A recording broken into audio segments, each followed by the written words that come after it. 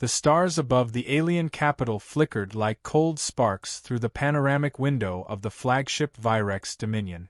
Even among the towering skyscrapers and deep space relay beacons, the humans caged within the ship's hold barely stirred. They were dressed not in chains, but in silks, their movements orchestrated for the amusement of those who called themselves the Mahari, the ruling caste of this corner of the galaxy. Humanity had fallen long ago. The resistance crumbled. Earth, stripped of its defenses, was now a cultural relic to these beings, a planet-sized zoo. She knelt in silence, brushing synthetic silver fibers that lined the floor of her enclosure. No collar. No shackles. Just the unyielding knowledge that disobedience wouldn't require punishment, it would be discarded like defective merchandise. Her name was Kara, though to the Mahari, she was merely Specimen 217. Her spine, once straight with the pride of a decorated combat pilot, now curved slightly under the weight of quiet defiance. She kept her eyes low, watching, always watching. Beside her lay the only piece of earth they hadn't managed to strip from her, Reyes. Not a dog in any common sense. Reyes was a classified asset from a forgotten military biogenetics program, crafted for loyalty and lethality. But to Kara, he was family. With thick black and gray fur, glacier blue eyes, and a silence deeper than vacuum, he had passed for a curiosity. The Mahari believed him mute, decorative. Just another pet in a line of exotic trophies. They had no idea. A shrill voice sliced the air. Human. Rise. Kara stood, hands still at her sides. Across the command atrium, Captain Zyro lounged on his throne of pulsating light, flanked by 2 sentinels in shimmering exo-armor. His golden facial ridges curled into what he believed was a smile. Display emotion, he said, waving his 3-fingered hand. Fear. Sorrow. Nostalgia. The council finds sentiment quaint. Kara said nothing. Instead, she looked at Reyes. The wolf's eyes met hers, and something passed between them, not words, not gestures, but a mutual, ancient understanding. She gave a subtle nod. The beast growled low, almost imperceptibly. The sentinels stiffened. Zyro laughed. Your toy growls now, he mused. Perhaps we should dissect it. Learn how much bite lies beneath the bark. She remained motionless. So did Reyes, the tension in his stance no longer hidden. Kara's heart pounded, not with fear but calculation. She counted 3 exits, all sealed. 2 guards. 1 unarmed captain. No weapons. No cover. Not yet. Zyro dismissed her with a wave. Return the human to her dwelling. Its presence dampens the festivities.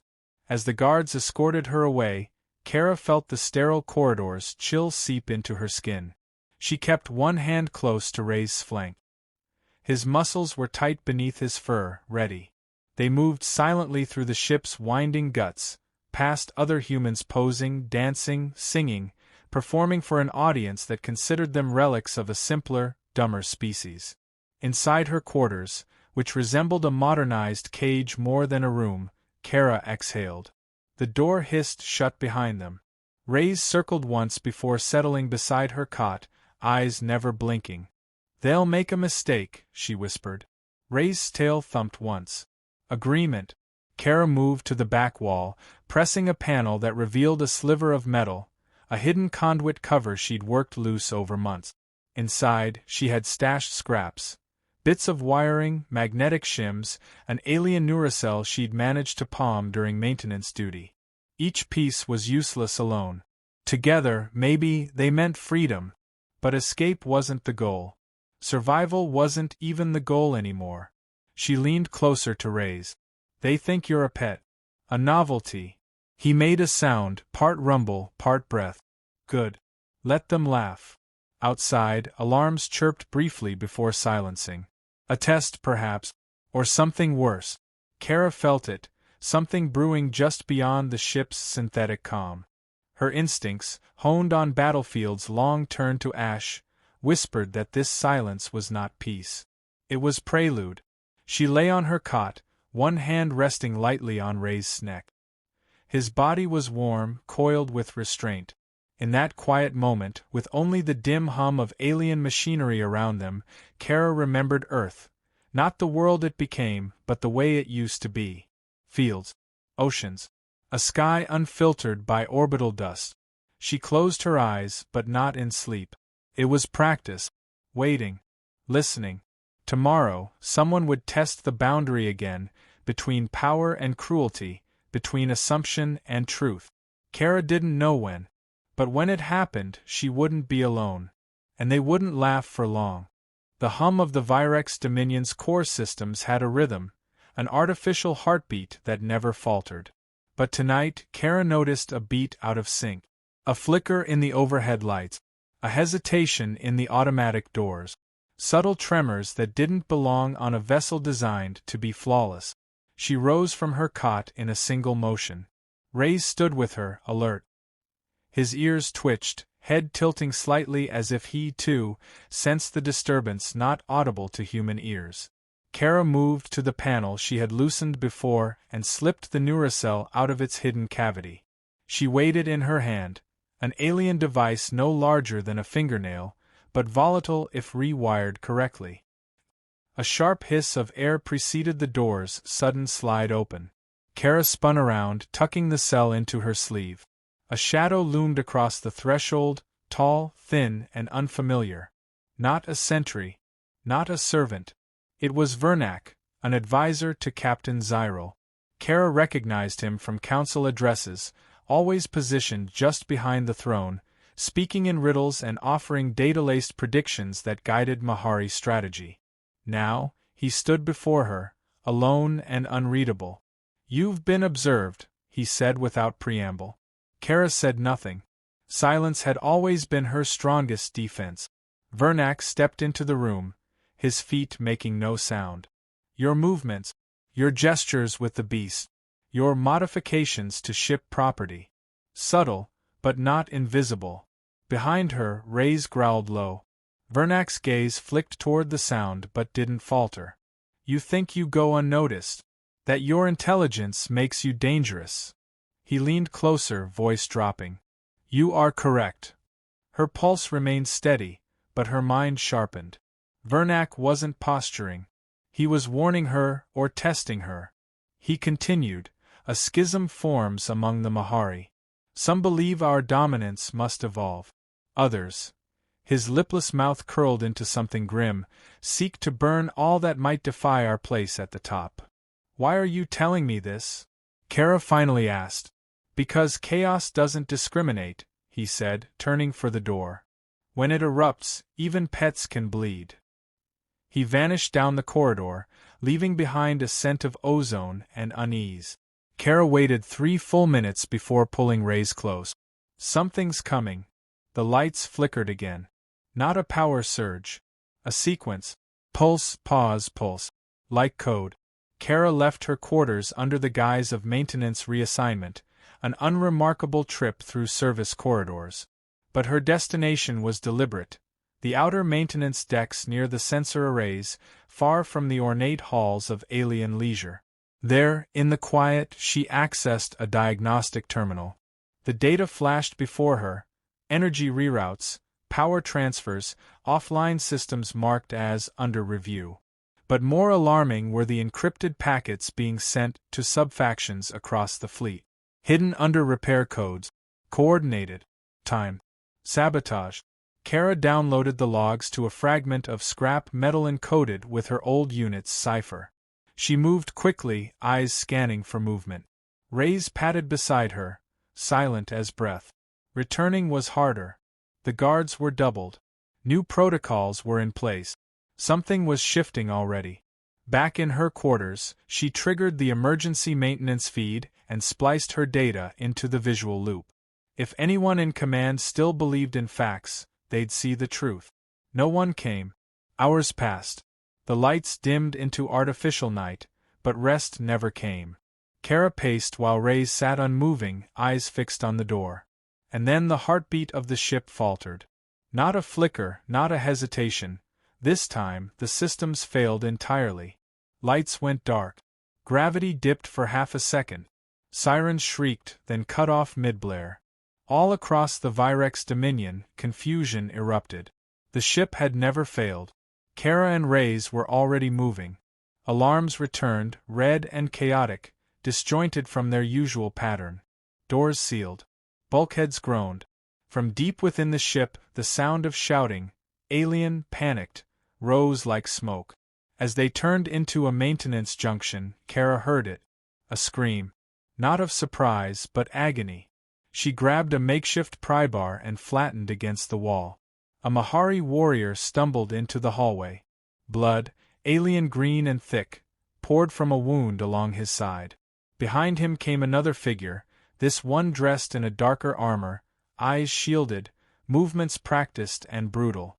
The warrior spotted Kara and pointed. The human, eliminate her. The armored assassin moved forward. Kara raised the prybar, but she didn't need to. Reyes moved first. He launched forward with a snarl that tore through the hum of alarms. The assassin swung a blade, but Reyes ducked low, slammed into him with a force that crunched metal and bone alike. The two crashed to the ground. Blood sprayed the walls. The fight was over in seconds. Reyes stood atop the unmoving body, eyes alight with something far beyond instinct. Kara knelt, placing a hand on his fur. "Good boy," she murmured, heart thudding. "You waited long enough. They couldn't go back now. Not to captivity. Not to obedience. The attack wasn't a breakdown of protocol, it was a declaration of war from within. And they were now part of it. The Mahari had laughed at the idea of humans as more than pets. They had misunderstood the depth of loyalty, of memory, of rage. And now, one wolf was about to remind them what it meant to threaten a soldier's last family. Smoke curled from a ruptured conduit as Kara sprinted down the corridor, her breath sharp, controlled. The ship moaned around her, a wounded beast spiraling into chaos. Reyes loped beside her, every movement precise, his fur matted with the blood of enemies. There was no time to wipe it away. No time for anything but forward. The Virex Dominion had become a battlefield. Sparks burst from overhead panels. Alien bodies littered the floor, some scorched from pulse weapons, others torn with unmistakable claw marks. It wasn't just a coup, it was extermination. A purge of loyalty in favor of terror. Kara ducked into a side alcove, accessing a dormant console. It flickered, unstable, but the map of the vessel bled through. Entire decks had gone dark. Command protocols were overridden. Defensive turrets were rerouted inward. The mutineers weren't trying to take control, they were trying to raise the entire hierarchy. Reyes nudged her with his muzzle. A reminder. They needed to keep moving.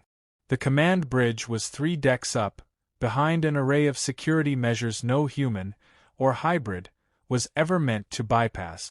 But Kara had seen the flaws. She'd cleaned the floors, studied the guards, watched patterns no Mahari ever noticed. She'd waited. They moved through the maintenance shafts, pausing only when the echo of footsteps warned of patrols. At one junction, they found a pair of Mahari engineers trying to escape. Unarmed. Frantic. One raised a trembling hand toward Kara. "Please." "We didn't." The ceiling above them collapsed with a sudden shriek of metal, and both engineers were crushed beneath a falling bulkhead. Kara flinched, but Reyes didn't break stride. There was no mercy to give. Not anymore.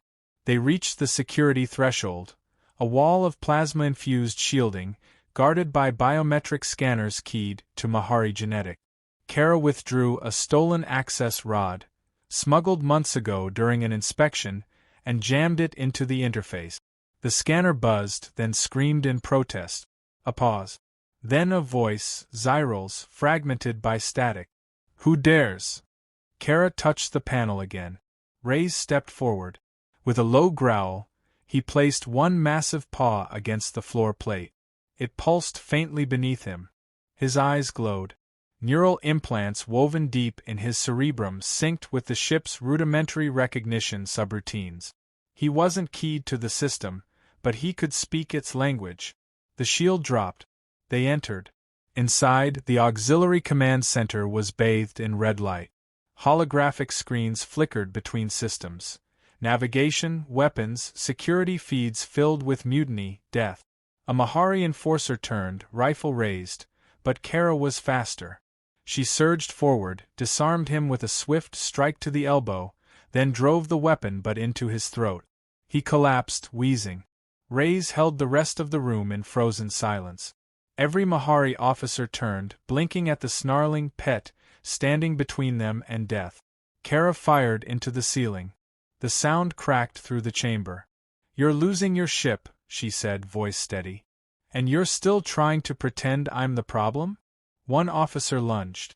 Reyes intercepted, jaws snapping shut around the alien's forearm. Bones broke. Screams followed. Kara stepped to the central command dais. Her fingers flew over the interface. Passwords. Lockouts. Override codes. It was a dance she had rehearsed in her mind 1,000 times in silence. Now it was real. The ship shuddered beneath her feet. The mutineers were close to reaching the engine core. "We can stop this," she said, glaring at the surviving officers. "But not if you keep treating every warning like a bark." Silence. Then one voice, thin, shaking, spoke. "What do you want?" Kara met his eyes. "Access. Control. Options." Reyes released the injured officer, stepping back as Kara reactivated the ship's defense systems. Turrets rotated. Blast doors sealed. A dozen decks lit back up with power. The tide was shifting. And then came the counterattack. Explosions rocked the corridor. The command center shook. The doors buckled as something massive pounded on them, something armored, programmed to destroy. Kara looked at Reyes. "Ready." He didn't wait for the door to fail. Reyes hurled himself at the panel just as it gave way, tearing into the enemy before it could fire. The hallway became a blur of violence. Gunfire. Howls. Screams. Kara followed, rifle raised, laying down cover fire while her companion became a storm of flesh and steel. When it ended, only silence remained. They stepped over the wreckage. Kara reloaded. Reyes growled, still tense, but alive. More footsteps echoed from deeper within. Reinforcements.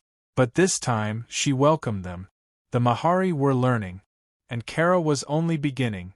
The final deck of the Virex Dominion was silent, unnaturally so.